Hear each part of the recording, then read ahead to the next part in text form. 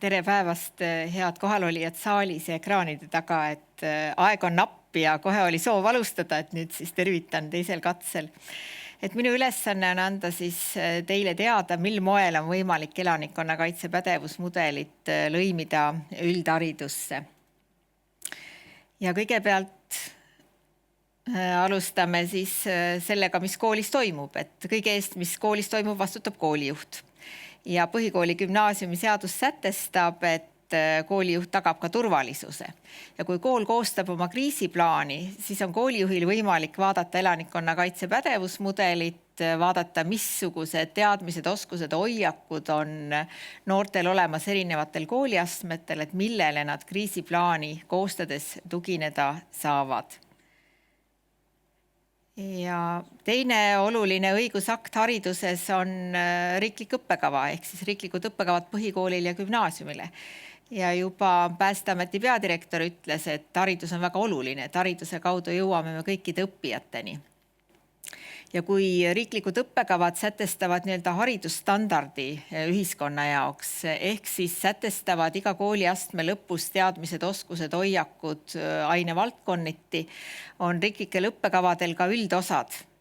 Ja neid üldosa põhimõtteid peavad täitma nii kõik ainevaldkonnad kui kõik õppeained, arvestama õpetajad oma õppekeskkonna kujundamisel. Ja teie ees on siin ekraanil siis kõige enam elanikkonnakaitse pädevusmudeliga seonduvad üldpädevused ja läbivad teemad, mida õppeained toetada saavad.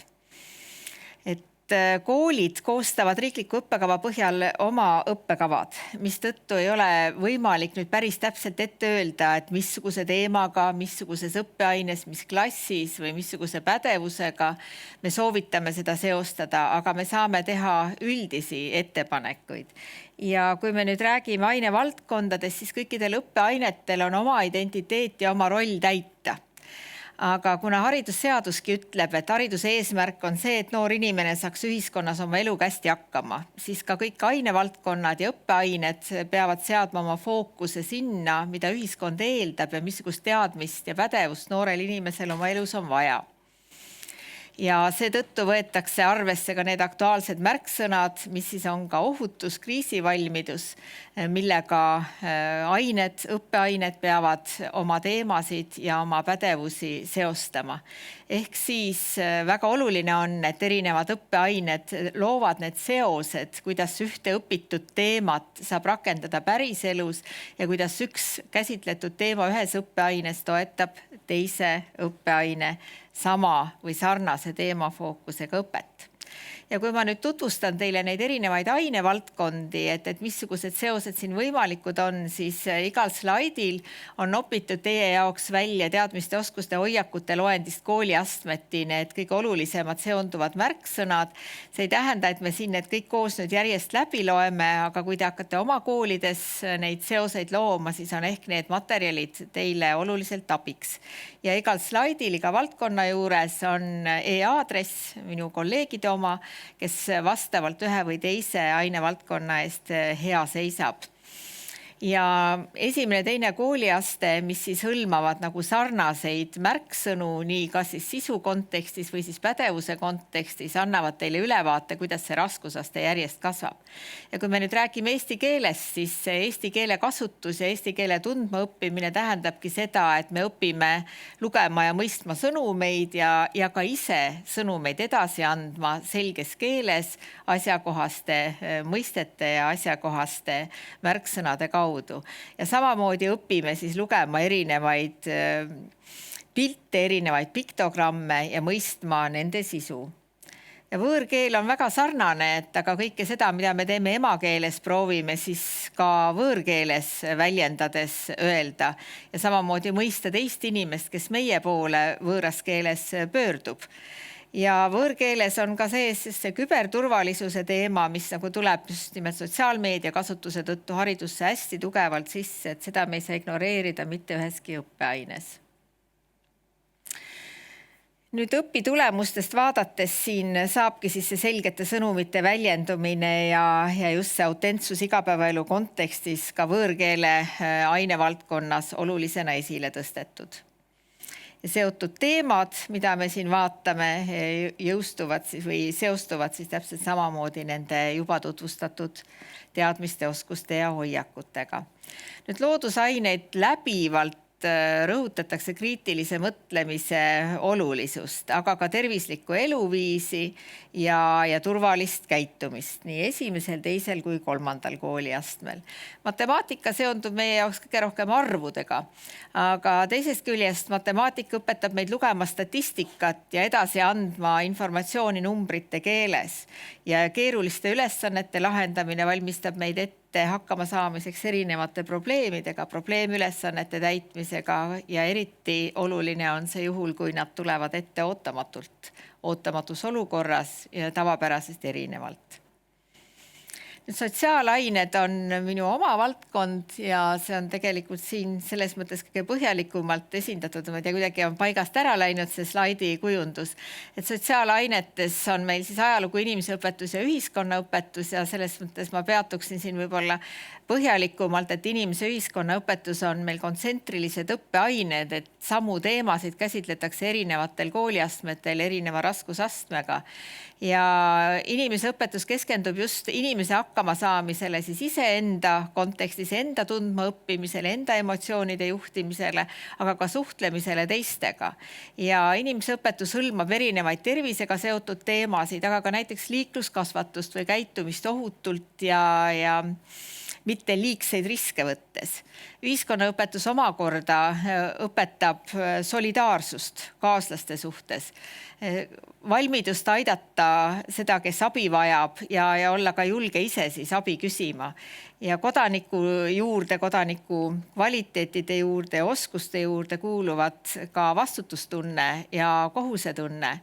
Et kindlasti on sotsiaalvaldkond see, mis siis võib-olla kitsamas võtmes toetab nagu elanikkonnakaitse pädevusmudelit kõige enam. Kui nüüd perekonnaõpetus gümnaasiumiastmel keskendub kitsalt fookusele perekonnale orienteerituna, siis need pädevused, mida selle aine raames õpitakse, on ülekantavad ka teistele olukordadele ja arendatavad hoopis avaramas kontekstis. Kehalisest kasvatusest räägime me füüsilise ettevalmistuse kontekstis, et noored oleksid valmis liikuma erineval moel, aga samas ka valitsema oma emotsioone ja õppima oma emotsioonidega toime tulema.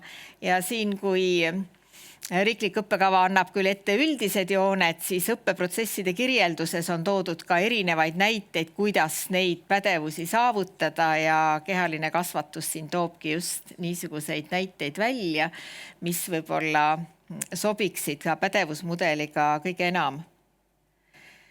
Ja lisaks kohustuslikele õppeainetele ja ainevaldkondadele, mis on siin tutvustatud, on meil valikained ja riiklik õppekava pakub 3. kooliastmel valikainet Aita end ja kaitse teist, mis on Päästeameti koostatud. Siit te leiate siis niisugused teemad, mis siin loetletud on, mida kool saab juba praegu enda õppekavasse lisada ja gümnaasiumiastmel on meil riigikaitseõpetus, mille teoreetiline kursus riigikaitse on kohustuslik ja väga palju toetab samamoodi gümnaasiumiastme pädevuste, elanikkonnakaitse pädevusmudeli, teadmiste, oskuste, hoiakute saavutamist ja toetamist. Siin on ees need õppeteemad, mida riigikaitses käsitletakse, aga pikemalt ma sellele ei peatu, et sellest räägib eraldi Aare Jamnes. Nii, aitäh kuulamast. Aitäh, Mare. Me lähme nüüd väga konkreetseks. Kui palju tunde on õpilastele planeeritud ja millisesse kooliastmesse? Küsib saal. Tunde planeeritud elanikkonnakaitse pädevusmudelile eraldi ei ole, et kogu minu ettekanne põhineski sellele, et me toetame elanikkonnakaitse pädevusmudelis kirjeldatud teadmisi, oskusi ja hoiakuid läbi erinevate ainevaldkondade ja läbi üldpädevuste läbivate teemade toetamise. Kuna Eestis on 35 õppenädalat, siis meil on 35 tundi ühte õppeainet ja 35 tundi pikk on ka gümnaasiumi kursus. Ehk siis see laias laastus, me võiks öelda, nii on selline õpetaja nagu värvikuse abivahend, et ma saan võtta veel ühe teema ja siis neid pädevusi, mida õpilane kooli lõppedes peaks eneses kandma, saan arendada siis läbi Päästeameti mudeli samamoodi. Jah, et me saame neid lõimida, et mis ongi oluline nagu hariduses teada, et meid ei päästa, kui me toome sisse hästi palju erinevaid teemasid, sest et aktuaalsus muutub ühiskonnas. Et parem on, kui me kujundame noortes pädevust, olla valmis erinevaks olukorraks, mis võibki erineda. Et kui me täna räägime suitsuandurist ja vinguandurist, siis kasulikum oleks toetada niisugust pädevust, mis eeldab inimeselt ettevalmistust ja ohu arvestamist, aga mitte konkreetsel juhul, vaid sellel juhul, mis antud hetkel talle ette tuleb. Et eraldi tund on võimalik siis 3. kooliastmel valikkursusena Kaitse end ja aita teist ja väga toetav on sellele ka riigikaitsekursus, mis ongi valikainetest kohustuslik. Ehk siit mõnes mõttes ka see väljakutse, eks, et miks sa alustasid õpetaja või koolijuhi, autonoomiast, et see nüüd on nagu kooli enda meeskonna töö mõnes mõttes. Muidugi kutsudes Päästeametit appi, tugiorganisatsioone või neid organisatsioone, kes projektiga seotud või siis valdkonnaga, teemaga seotud, et aidata mõtestada, et kuidas ühes või teises tunnis, klassiruumis seda teemat käsitada. Jah, et meie koolid on väga erinevad.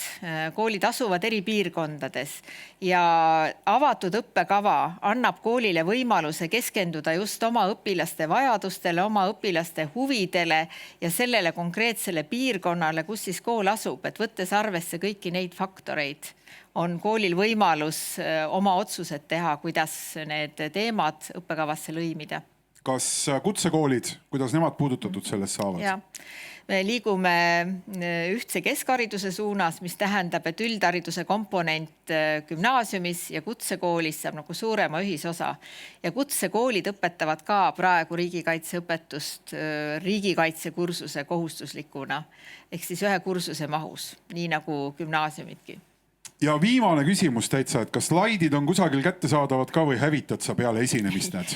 Ei hävita, et need hästi põhjalikud väljavõtted teadmistest, oskustest, hoiakutest ja kolleegide e-aadressid saidki lisatud seetõttu, et te saaksite neid kasutada, kui te hakkate oma kooli õppekavas seda lõimingu osa täitma.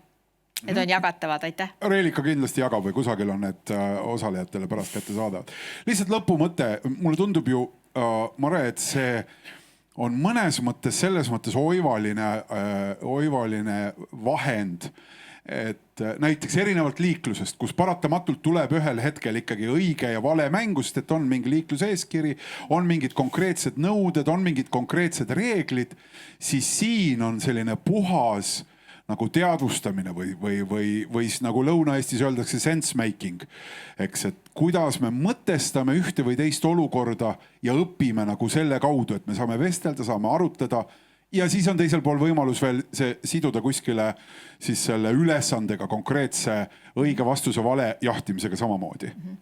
Jah, et olukorrad muutuvad, et siin ma jääks ka pooleldi eriarvamusele, et meil on ka vasak- ja parempoolsed liiklusreeglid, et ka need on erinevad. Et kui me õpime ühte liiklusreeglit, see ei tähenda, et me siis teises olukorras ei saa hakkama, et me peaksime arvestama. Inglismaal ei satu keegi tänapäeval enam. Mina oleks kohe Manchesteris jäänud ise bussi alla, et hakkasin ka valesti liiklema, et aga tegelikult see suutlikkus orienteeruda reeglite süsteemis on oluline, et mitte, et õpime pähe ühe, teise, kolmanda nähtuse, vaid katsume olla avatuna pädevad eriolukordade jaoks. Mare, aitäh! Aitäh!